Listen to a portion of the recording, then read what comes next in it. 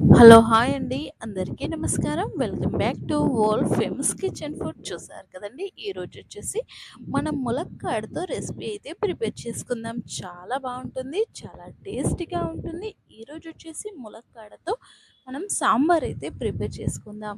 నేనైతే ములక్కాడతో చారుని ప్రిపేర్ చేసుకుంటా అని కర్రీ అయితే స్టార్ట్ చేశాను, కానీ మనకు ఫుడ్ ఐటమ్స్ అన్నీ ఉన్నాయని చెప్పేసి సాంబార్ అయితే ప్రిపేర్ చేశాను. మనకు ములక్కాడ చారు ప్రిపేర్ చేసుకోవాలి అంటే కనుక ఇందులో వేసే వెజిటేబుల్స్లో కొన్ని ఆపేసి మనం వేసుకుంటే ములక్కాడ చారు కూడా అంతే పర్ఫెక్ట్గా వస్తుంది.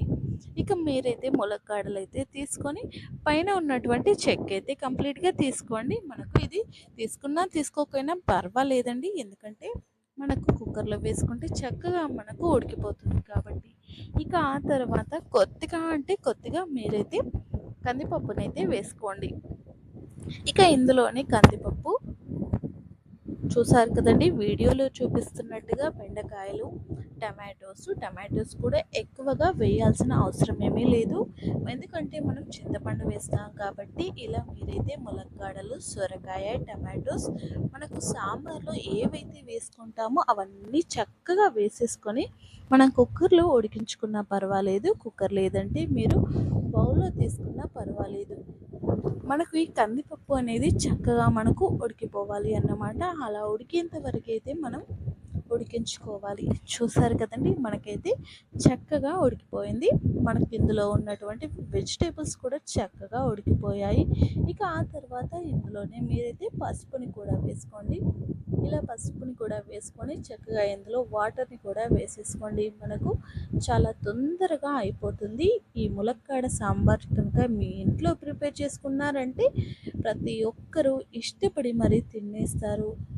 ఇంట్లో ఉన్న కూరలన్నీ వదిలేసి చక్కగా ఈ సాంబార్తో తినేస్తారు, ఎందుకంటే ములక్కాడ సాంబార్ అనేది అంత బాగుంటుంది. మీరైతే రుచికి తగ్గట్టుగా ఇలా మీరైతే పులుపునైతే వేసుకోండి. మరి ఎక్కువగా తినకండి, మరి తక్కువ కూడా అవసరం లేదండి. మనము మీడియంలో తింటే సరిపోతుంది పులుపు అనేది. ఇక ఆ తర్వాత రుచికి తగ్గట్టుగా కారపొడి, రెడ్ చిల్లీ పౌడర్ని వేసుకున్న తర్వాత సాల్ట్ని కూడా వేసేసుకోండి. ఇలా ఉప్పుని కూడా వేసుకొని మనం చక్కగా ఇలా కలుపుకోవాలి.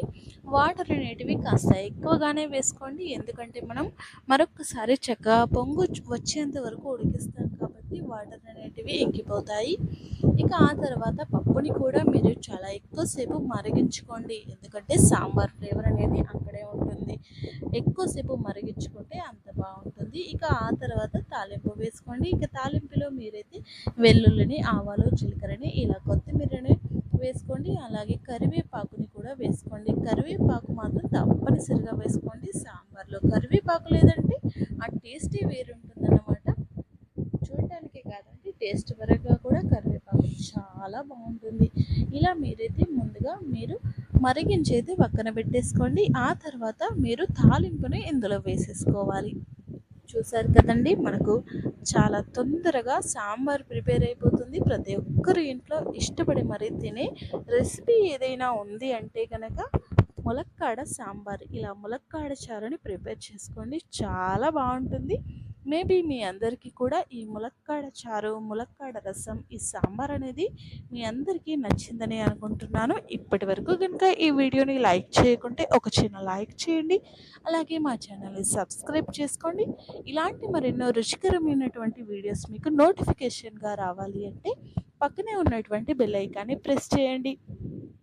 మా వీడియోని మీరు పూర్తిగా చూసినందుకు ధన్యవాదాలు. చూసారు కదండి, చాలా తొందరగా మనకైతే కంప్లీట్గా సాంబార్ అయితే ప్రిపేర్ అయిపోయింది. Thank you for watching. Thank you.